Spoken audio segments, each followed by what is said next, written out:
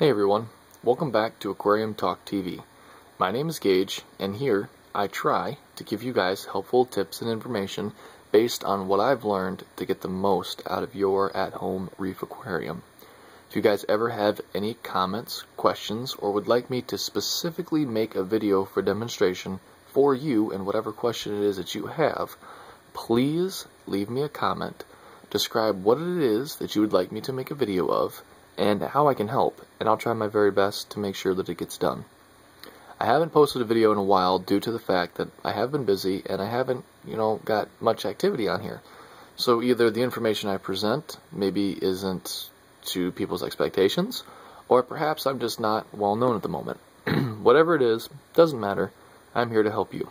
So again, if you have any questions or comments, or would like me to specifically make a video for you, let me know.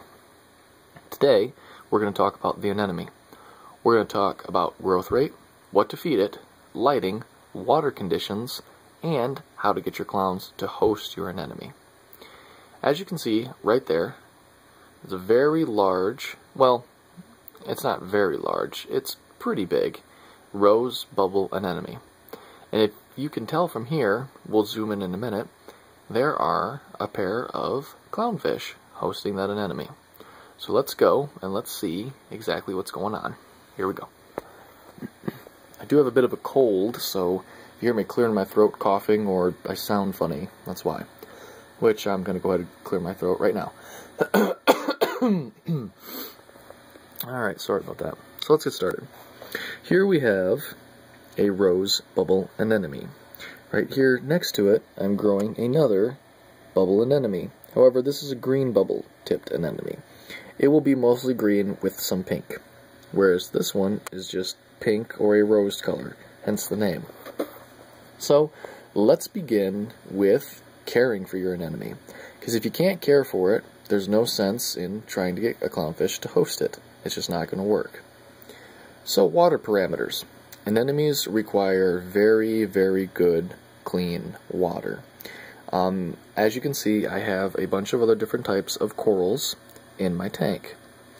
I have a lot of LPS, is what it is, which is all of the big polyped corals that you see, the pallies, the zoas, the frog spawn, the hammer, the torch coral. This torch coral is particularly neat. I gotta get some more flow. I've been playing around with the flow in my tank, so it's not really waving around and all big and beautiful like it usually is, but it's purple and green, kind of unusual. Usually it's quite large. As I said, I need to play with the flow of my tank. But anyways, as you can see, I have a lot of LPS coral in here. Now, the point that I'm trying to make about water parameters and LPS corals is some say that LPS like it a little dirty. A little dirty, they're mostly talking about their nitrates. You don't want phosphates. Phosphates cause algae. So nitrates, if you have a lot of LPS, as I do, 5 to 10 is perfect, is acceptable. An anemone doesn't seem to mind it. Now, if you have high nitrates, that's not good for anything in your tank, especially anemones. Anemones are not a coral, they're actually an invert. They have the ability to move anywhere in the tank that they so see fit. If this anemone didn't like this spot, it would, by the way of its foot, at the bottom of the anemone, crawl all over and find a position of comfort for it. And they are quite quick, actually. They can go around the entire tank multiple times in a day if they'd like. This one hasn't moved, so that tells me that he's comfortable. And I'll see if I can get a picture of the foot for you guys.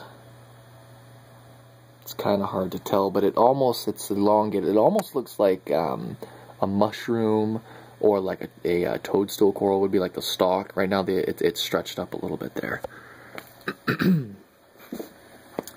So, as I mentioned, they have the ability to move.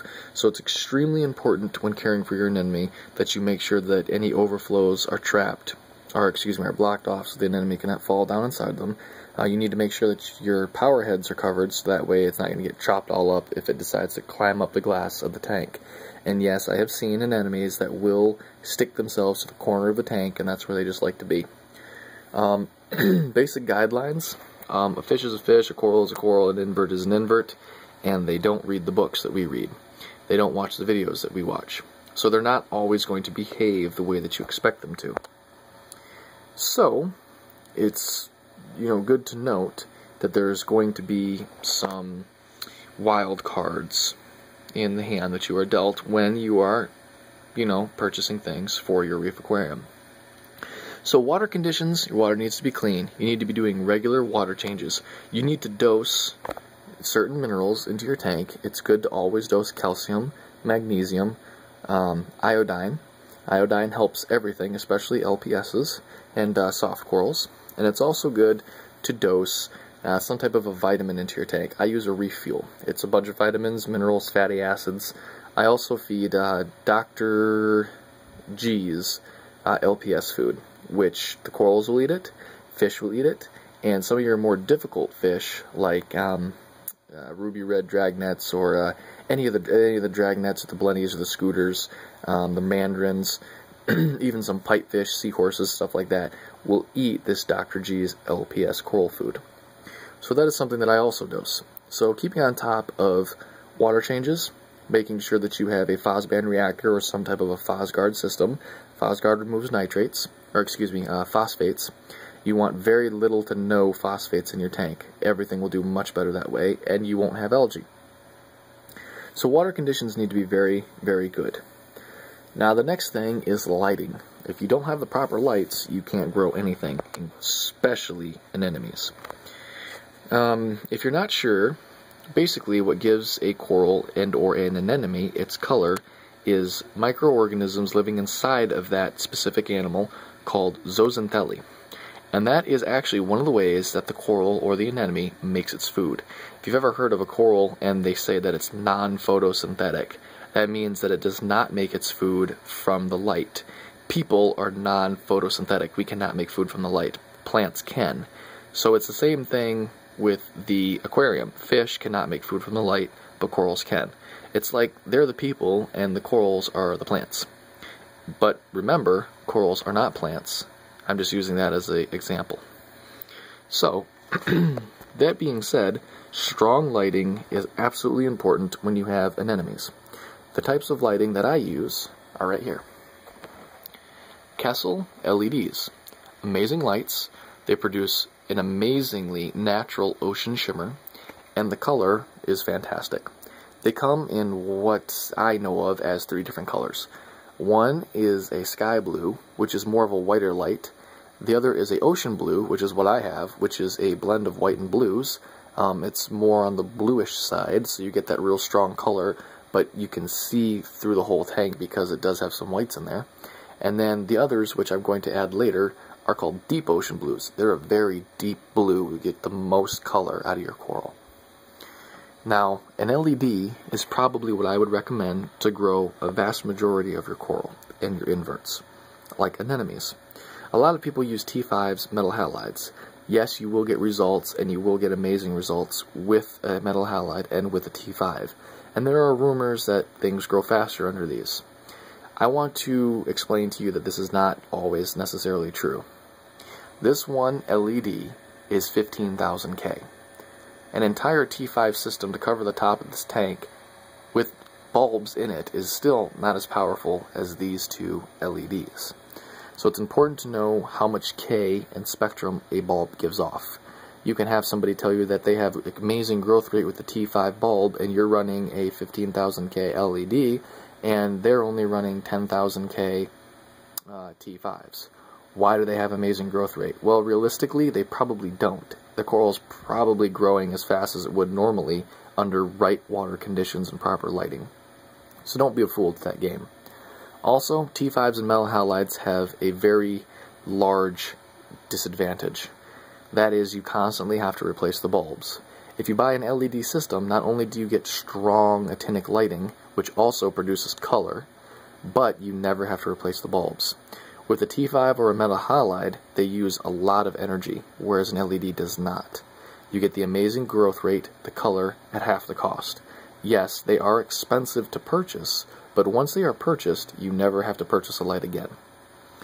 Also, as T5s and metal halides start to diminish, as in you will have to replace the bulbs, they have a problem where they lose a certain amount of K or wavelength, which promotes unwanted algae growth, where LEDs do not do this. They do not have this effect.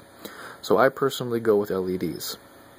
So it is important to have good, strong, high output lighting. If you do not, your anemone will not do well.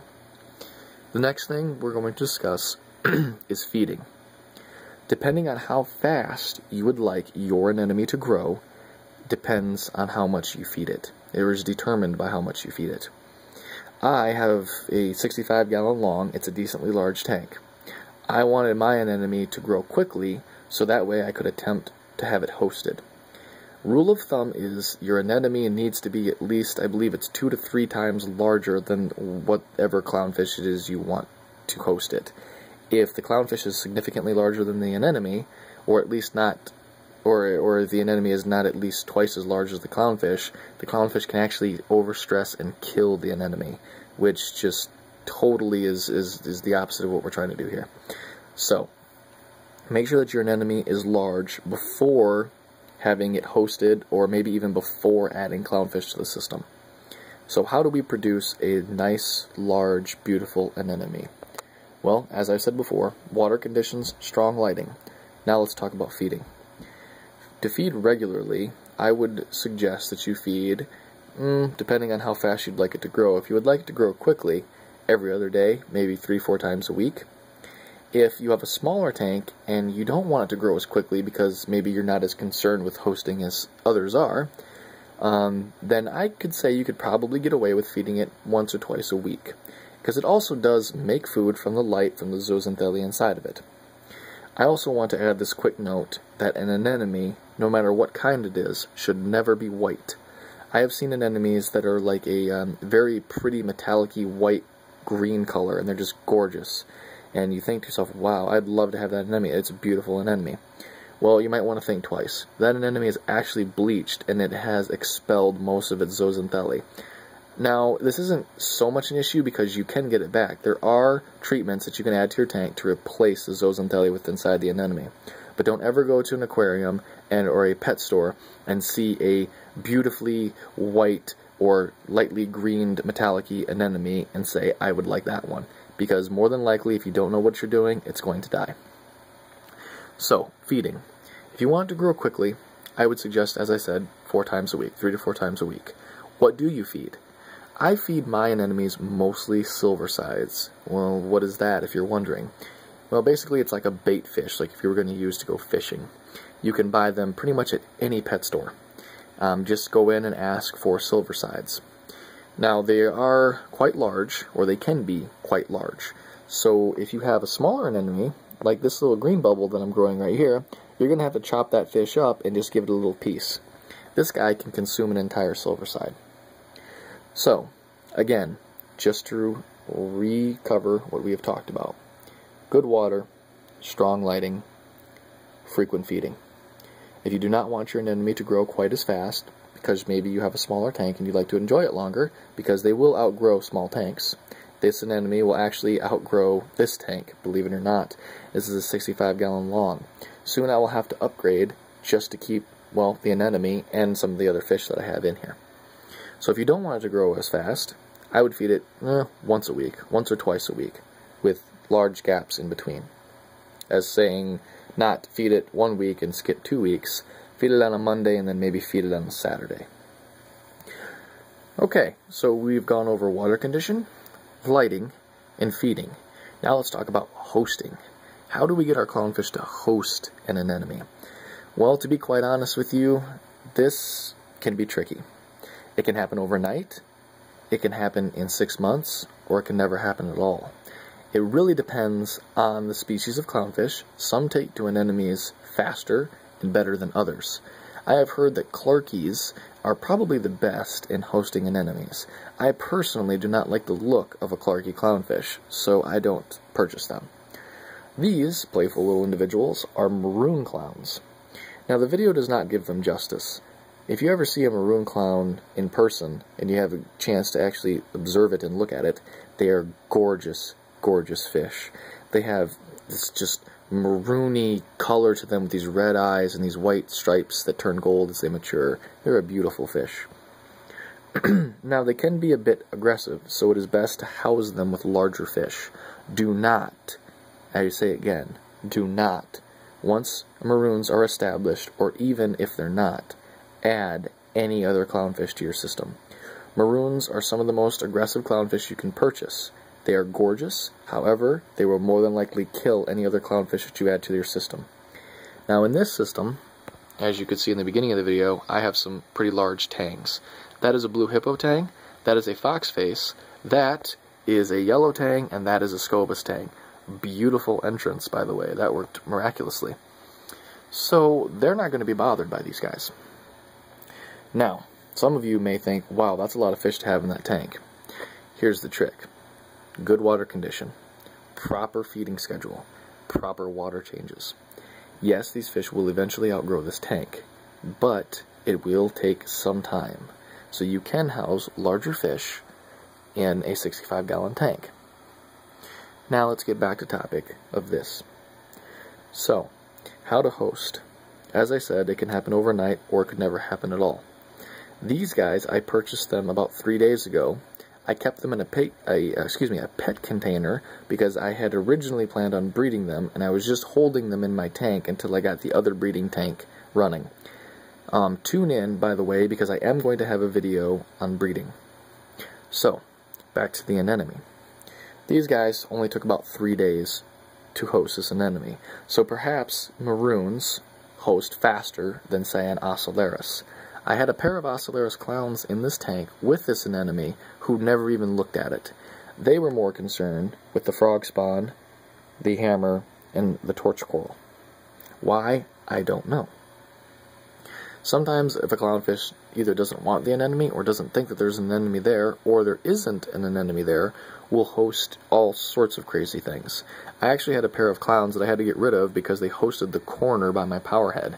The only time that they would ever come out is when they were being fed. The rest of the time, they'd just shove their nose in the corner like they were grounded. It was weird. Some tricks that you can do to have your clownfish host your anemone. First thing I would say is give them some time. Just add them naturally. Let the natural process, the instinct, kick in. You have to remember that most fish that you purchase nowadays, if not all, depending on where you're purchasing, are tank raised. They have no idea what an anemone is. So they actually have to kind of explore and let that natural bred instinct take over, because it is a natural instinct for all of them, even though they are tank raised. Now, wild-caught clownfish will more than likely take to this instantly. However, they do not have a high success rate because of the fact that they are not as well adapted for the at-home aquarium. So tank-raised fish are the best, and it also keeps a high populace of wild clownfish and other fish on the reefs, which is, you know, basically what we want. We don't want to harvest and over-harvest our reefs. That's not good. So if your clownfish has been in your tank for a while and they haven't hosted, as I said, a while could be a week or 6 months. If you're very anxious to get them to host, here's a pretty neat trick that you can do. Hopefully, your anemone will be on a rock, and hopefully that rock is able to be removed from the aquarium. Here's what I suggest. If possible, remove the rock that your anemone is on. Place it into a 5-gallon bucket of aged seawater from your tank. Don't use fresh seawater because the anemone will not be adapted to that certain type of water. It has to come from your tank. Otherwise, you risk killing the anemone. Take 5 gallons of water from your tank into a 5-gallon bucket. Remove the rock with the anemone and put it in that bucket. Next, which can be tricky, catch the clownfish. Net them. Take them out. Now, inside of this bucket, you should have a strainer like you would use for spaghetti. Put the clownfish in the bucket with the anemone. The strainer should be as large, or about the same circumference, let's say, as the bucket. So that way when you lift the strainer up out of the water, the clownfish are forced by the draining water to flop on top of the anemone. The anemone stings the clownfish, and instantly it opens their mind up to that natural instinct of, hey, this is where I need to live. So that is one way that you can do it. Just to recap, take the rock out, place it in 5 gallons of water from your tank with a strainer. The strainer needs to be approximately the same circumference as the bucket. When you put your clownfish into the bucket, they cannot swim underneath the strainer. Lift the strainer out of the water so that way the clownfish are forced to flop on top of the anemone. This should do it. Another trick that I've learned, if your clownfish do not take naturally, is go online, and as funny as this sounds, print off a picture of a clownfish that is already in an anemone and tape it to the side of your tank. Preferably use a clownfish that you have in your tank. Now, will it work with a different type of clownfish as a picture? Probably, but maybe, just as a guess, if they see other maroons in anemones saying, hey, you know, they're doing it, we should too. I'm not sure how well this procedure works, however, it is quite interesting and it's worth a try. If the bucket of water and the picture does not work, you can try and perhaps spook your clownfish into your anemone. Be careful with this because you don't want them to be afraid of you. However, they do need to touch the anemone in order to initiate that natural instinct. Well, I hope that this has helped. If you have any questions or comments, please leave them below. Other than that, God bless you, happy 4th of July weekend, and take care.